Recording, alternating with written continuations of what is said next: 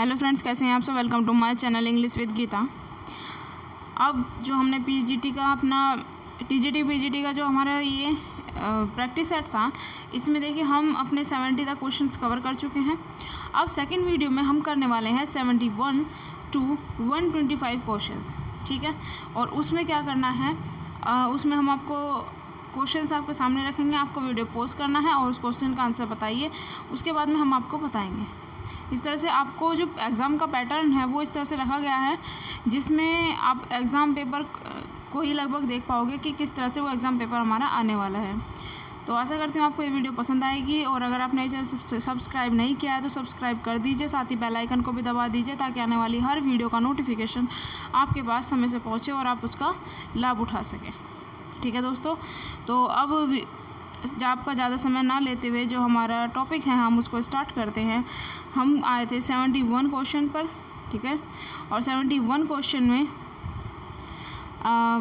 आपका जो क्वेश्चन है वो है Adonais is a pastoral elegy written on the death of. तो एलिजी के बारे में पूछा गया है कि ये एलिजी किस व्यक्ति के ऊपर लिखी गई थी, किस व्यक्ति की मृत्यु के ऊपर लिखी गई थी। तो देखिए जो कीट्स थे, कीट्स के बारे में जब कीट्स की डेथ हो गई थी तो शैले ने ये एक एलिजी लिखी थी एडोनीस, ठीक है, और ये पेस्ट्रल एलिजी थी। नेक्स्ट क्वेश्चन है आपका, in which collection of Robert Frost Birches was published. Robert Frost के कौन से कलेक्शन में बर्चेस जो पोएम थी वो पब्लिश्ड हुई थी। तो जो माउंटेन इंटरवल था, माउंटेन इंटरवल नाम का एक कलेक्शन था इनका, उसमें पब्लिश्ड हुई थी 1916 में। जो बर्चेस आई थी आपकी कब आई थी, 1916 में। नेक्स्ट क्वेश्चन है, what but design of darkness of April. If design govern in a thing so small in which poem do these lines होकर। अब आपके सामने कोटेशन रखी गई है और पूछा गया है कि ये लाइन्स कौन से वर्क से ली गई है।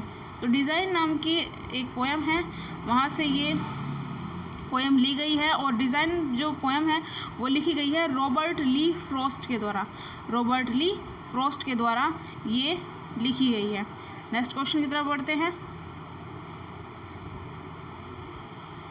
नेक्स्ट क्वेश्चन है हमारा क्वेश्चन नंबर 74, ठीक है, 74। नेक्स्ट क्वेश्चन है आपके सामने, who is barley landlord in the barbers trade union. ठीक है, तो लैंडलॉर्ड के बारे में आपसे पूछा गया है कि द बार्बर्स ट्रेड यूनियन के जो लैंडलॉर्ड थे वो कौन थे। तो उनका नाम था विजय चंद। ये क्वेश्चन 2021 में आया हुआ है, ठीक है। और द बार्बर लिखी गई थी 1944 में। द बार्बर लिखी गई थी 1944 में। नेक्स्ट क्वेश्चन है, what is the name of Bakha's sister in Anand Untouchable. जो बाका थे, बाका के जो बहन थी उसका नाम आपसे पूछा गया है, ये है सोहिनी। सोहिनी, ठीक है, सोहिनी उनकी बहन का नाम था। ये मुल्क राज आनंद द्वारा लिखी गई अनटचेबल में बाका की बहन थी। नेक्स्ट क्वेश्चन पूछा गया आपका, in the night of the scorpion Ezekiel says that the scorpion first crawled. तो इसका जो आंसर है आपका, वो आंसर होगा आपका beneath a sake of rice, ठीक है। तो कहाँ घुस गया था जो स्कॉर्पियन था, जो बिच्छू था, सबसे पहले कहाँ घुसता है, जो चावल की बोरियां थी उनके नीचे चला जाता है। The villagers were of the opinion that the sting of the scorpions. The villagers were of the opinion that the sting of the scorpion. तो क्या होता है, इसका सही आंसर बताइए। इसका आंसर होगा आपका would purify the mother's flesh. वो कहते हैं कि जो स्कॉर्पियन है उसने उनकी माँ को इसलिए काटा है क्योंकि वो उनके जो शरीर में पाप का जो खून होगा उसे वो निकाल रहा था। उनकी एक तरह से कहते हैं कि जो स्कॉर्पियन के काटने से क्या होगा, उनकी जो फ्लैश है मदर की वो प्यूरिफाई हो जाएगी, उसका शुद्धिकरण हो जाएगा। नेक्स्ट है, which among the following does not appear in the poems chiefly lyrical. तो देखिए जो लिरिकल है इसमें पूछा गया इनमें से कौन does not appear in the poem chiefly lyrical. तो ये जो आपकी मोड है ये लिखी गई थी टेनिसन द्वारा, ये लिरिकल नहीं है, ठीक है।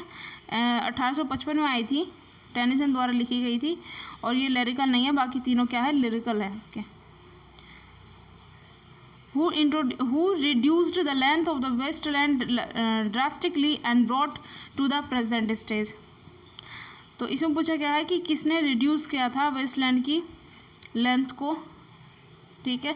तो देखिए ये जो एजरा पाउंड थे, एजरा पाउंड ने W.B. येट्स से कहा था, T.S. एलियट से कहा था कि इसकी जो लेंथ है उसको कम कर दिया जाए, और उन्होंने इसकी लेंथ को कम कर दिया था, ठीक है, और जो एक्स्ट्रा पोर्शंस थे वो इसके हटा दिए थे। The fourth part of the wasteland is titled. देखिए इसमें से क्वेश्चन कई बार पूछा जा चुका है, आपको पता होना चाहिए कि सही सीक्वेंस क्या है। द वेस्टलैंड के 4 पार्ट है, 4 पार्ट के 5 पार्ट है, और 5 पार्ट में 4 पार्ट आपको दिए गए हैं, उनमें बताना आपको कि मतलब फोर्थ पार्ट कौन सा है, फोर्थ पार्ट कौन सा है। तो इसमें व्हाट द थंडर सेड, इन चारों में से आपका फोर्थ पार्ट होगा, क्योंकि इसमें जो सीक्वेंस दी गई है, सीक्वेंस इसमें दूसरे नंबर से दी गई है, ठीक है। ये दूसरी है आपकी गेम ऑफ द चेस, ठीक है। थर्ड आपकी द फायर सरमन है, फोर्थ आपकी आती है डेथ बाय वाटर, और फिफ्थ पॉइंट पर आपका आता है व्हाट द थंडर सेड। लेकिन इसमें पूछा गया कि इन चारों में फोर्थ पार्ट कौन सा है, तो इन चारों में फोर्थ पार्ट के बारे में पूछा गया। तो इस तरह से आप सीक्वेंस लगाओगे, व्हाट द थंडर सेड, ये आपको क्या होगा, फोर्थ होगा, ठीक है। और वैसे इसकी जो सही सीक्वेंस है वो है the burial of the dead, second में आता है game of chess, the fire sermon, death by water, what the thunder said, ठीक है। नेक्स्ट क्वेश्चन की तरफ बढ़ते हैं। In which year was the poem गैरोटेशन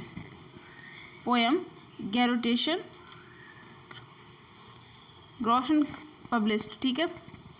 तो ग्रोशन जो पब्लिश हुई थी वो हुई थी आपकी 1920 में, और ये T.S. एलियट द्वारा लिखी गई एक ड्रामेटिक मोनोलॉग है। नेक्स्ट क्वेश्चन है what is the subtitle of the novel Tess D अर्बरविल्स।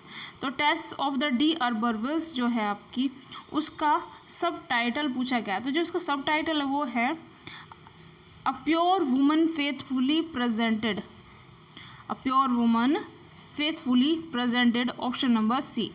Next question है Tess of the d'Urbervilles initially appeared in a serialized version in। तो इसका जो क्वेश्चंस का जो आंसर था वो है आपका Tess of the d'Urbervilles initially appeared in a serialized version in।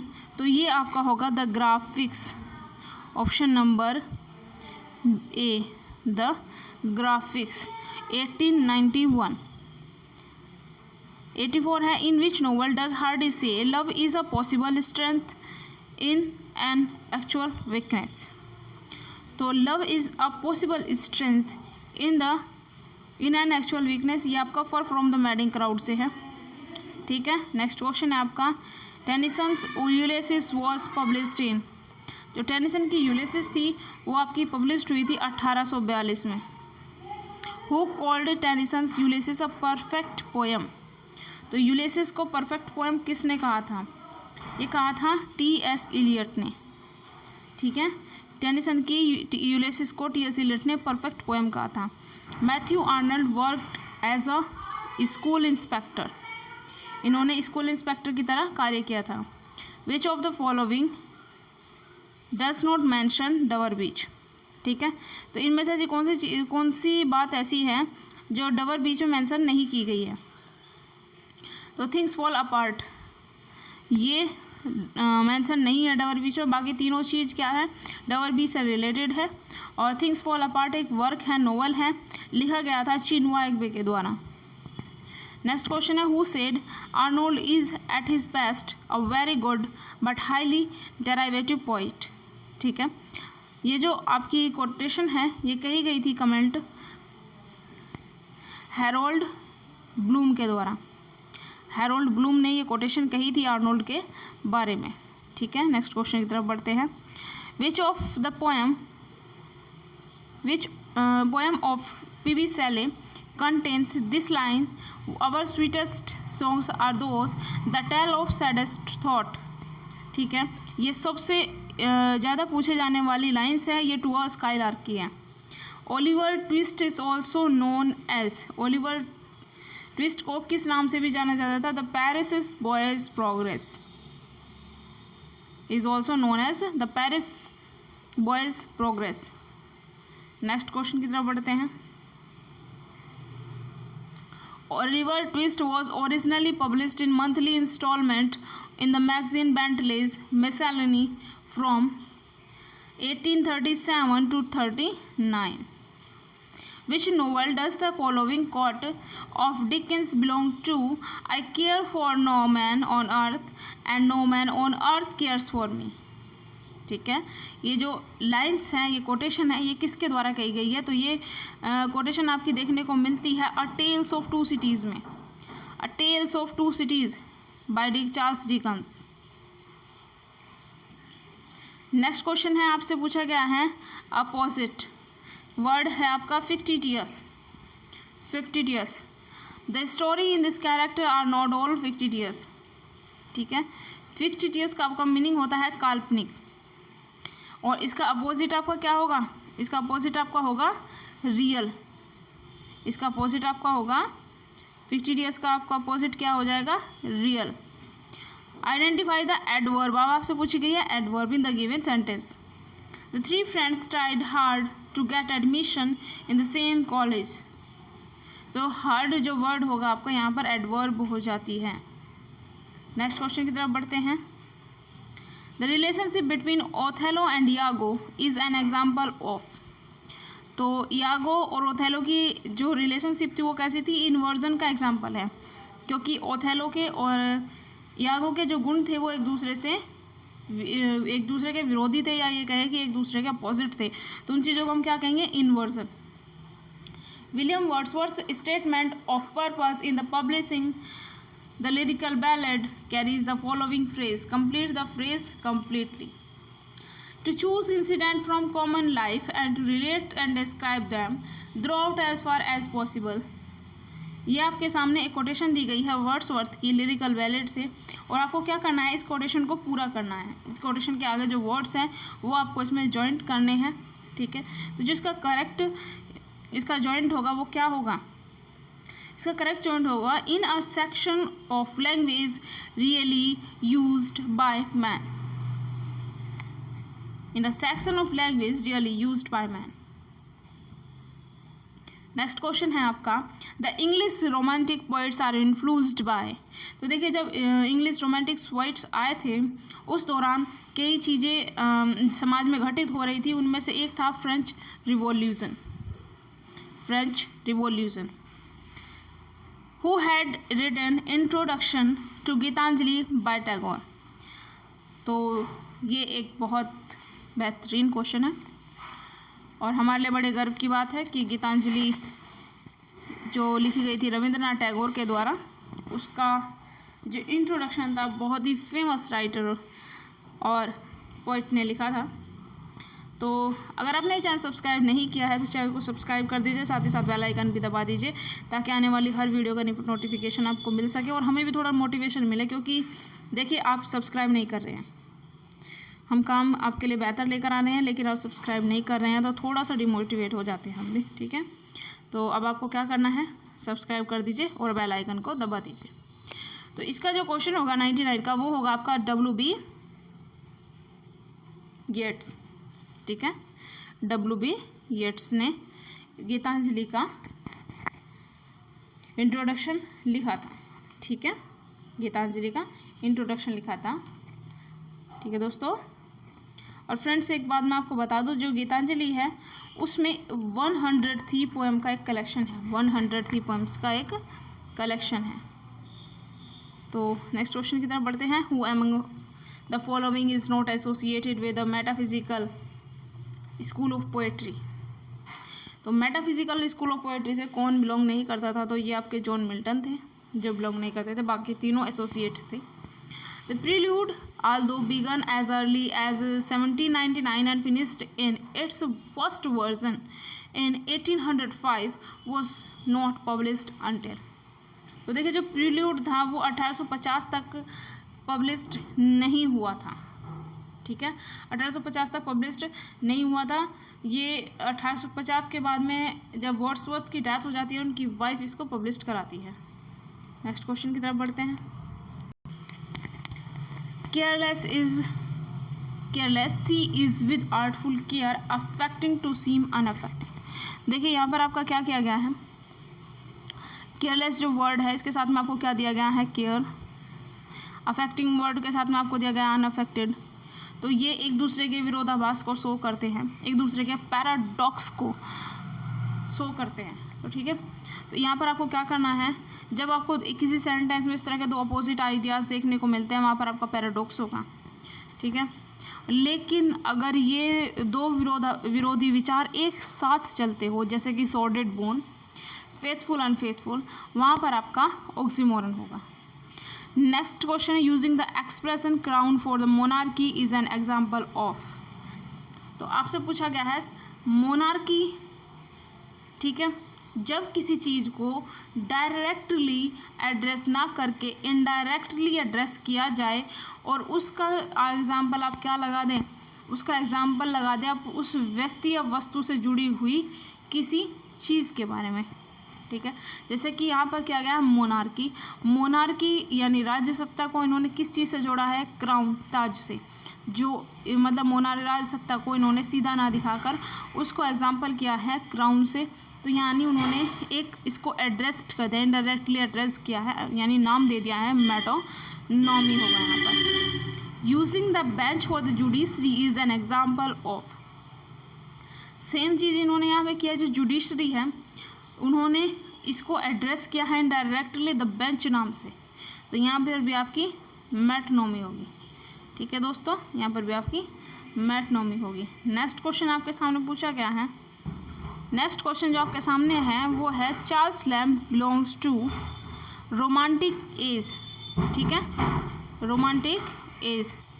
Charles Lamb belongs to, तो आपसे पूछा गया कि जो चार्ल्स लैम्ब थे वो कौन सी एज से बिलोंग करते थे, तो जो आपके चार्ल्स लैम्ब थे वो बिलोंग करते थे रोमांटिक एज से।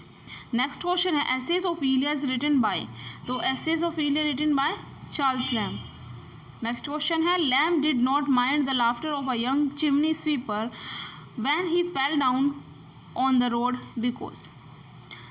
because it gave the boy chance to laugh। जब लैम्प गिर जाते हैं तो वो क्या करते हैं, चिमनी स्वीपर उन पर हंसने लगता है, तो वो इस तरह से जब वो रोड पर गिर जाते हैं तो वो उसकी हंसी को माइंड नहीं करते क्योंकि वो एक पैर से डिसेबल्ड थे, ठीक है। नेक्स्ट क्वेश्चन की तरफ बढ़ते हैं। ही is not the brightest man in the world, तो देखिए ही is not the brightest man in the world. जब कोई चीज़, कोई सेंटेंस दिखने में कैसा हो, अफर्मेटिव हो, लेकिन उसका मीनिंग कैसा होगा, नेगेटिव होगा, तो वहाँ आपके सामने होगा figure of speech litotes, figure of speech litotes. He is not the brightest man in the world, वह इस संसार का सबसे प्रभावशाली व्यक्ति नहीं है। तो ये लिटोट्स है, आपके सामने सेंस अफर्मेटिव है लेकिन मीनिंग नेगेटिव है। In Wordsworth prelude the boy of Winander is affecting by muteness, option number C, muteness. The addition of curiosity to the desire of beauty was romanticism in English literature was defined by, तो ये define किया गया था आपका Walter Pater द्वारा। The addition of curiosity to the desire of beauty was romanticism in English literature it was defined by Walter Pater. It was Thomas Wyatt and Henry Howard who introduced sonnets, और वो भी Petrarchan sonnet जिनमें ऑक्टेवर से extract होता था, to England in the first half of 16th century। ठीक है दोस्तों, नेक्स्ट क्वेश्चन की तरफ बढ़ते हैं। 112 in which play of Shakespeare do we find widowed queen questioning the assumption of male politics. तो ये आपका है रिचर्ड III। नेक्स्ट क्वेश्चन है 113 राइटनेस इज ऑल ओकर्स इन। तो ये आपकी जो कोटेशन है ये है किंग लियर में। यहाँ एडगर ये कहता है, एडगर कहता है ग्लूचेस्टर से एडगर कहता है राइपनेस इज ऑल। नेक्स्ट क्वेश्चन की तरफ बढ़ते हैं। AC Bradley Shakespearean tragedy was published in.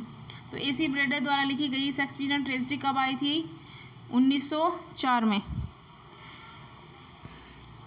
Next question है आपका complete the following sentence using the appropriate option. They apologised blank me for what happen. ठीक है, तो अपोलाइज्ड टू होगा। अपोलाइज्ड टू होता है समबडी, अपोलाइज्ड फॉर होता है समथिंग। ठीक है, नेक्स्ट क्वेश्चन की तरफ बढ़ते हैं। Next question number 116 complete following sentence the appropriate option. If you tried hard for swimming just float for a while. ठीक है, जस्ट फ्लोट यहाँ पर आएगा आपका option number C. Next question की तरफ बढ़ते हैं। नेक्स्ट क्वेश्चन है after Shakespeare made his tribute as a London playwright he was described as an upstart crow by. तो इनको जो फर्स्ट क्रिटिसिज्म आई थी रॉबर्ट ग्रेन की, तो इन्होंने कहा था शेक्सपियर को अपस्टार्ट क्रो। ठीक है, और ये आई थी आपकी 1592 में। 1592 में। नेक्स्ट क्वेश्चन की तरफ बढ़ते हैं। Santiago is a character described by Hemingway. Ernest Hemingway की the old man and the sea में सैंटियागो मैन हीरो कवर करता है। नेक्स्ट क्वेश्चन है आइडेंटिफाई द एडवर्ब। अब आपसे पूछी गई है adverb in the given sentence. तो आपसे पूछी गई adverb. It is unfortunate that our seminar was badly. तो जो बैडली वर्ड है ये एडवर्ब की तरह कार्य कर रहा है। Badly word. Which of the following sentence critic preferred Shakespeare's comedies to his tragedies. तो सैमुअल जॉनसन क्या थे? डॉक्टर सैमुअल जॉनसन ने कहा था कि जो शेक्सपियर की परफेक्ट ट्रेजेडी है Shakespeare's comedies to his tragedies, Samuel Johnson. Next question की तरफ बढ़ते हैं। Which of the following is not written by Shakespeare.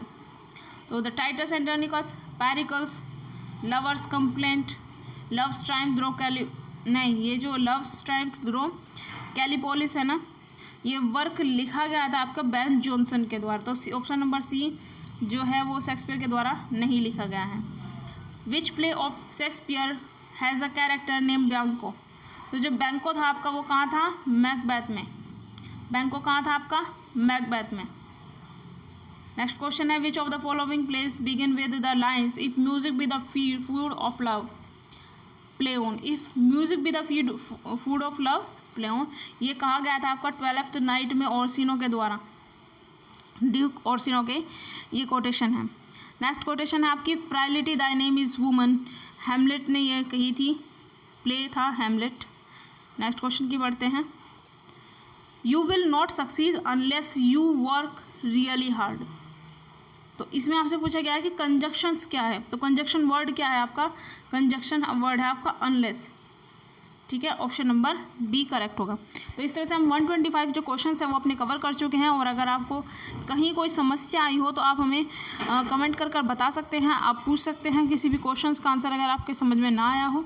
साथ ही साथ अगर आपने चैनल सब्सक्राइब नहीं किया तो सब्सक्राइब कर दीजिए और आने वाली सभी वीडियोज़ के नोटिफिकेशन आप तक पहुँच जाएंगे समय के साथ में, ताकि आप अपनी तैयारी समय पर कर सको। और एग्ज़ाम्स बहुत नज़दीक हैं। तो मिलते हैं अगली वीडियो में एक नई टॉपिक, एक नए प्रैक्टिस सेट के साथ।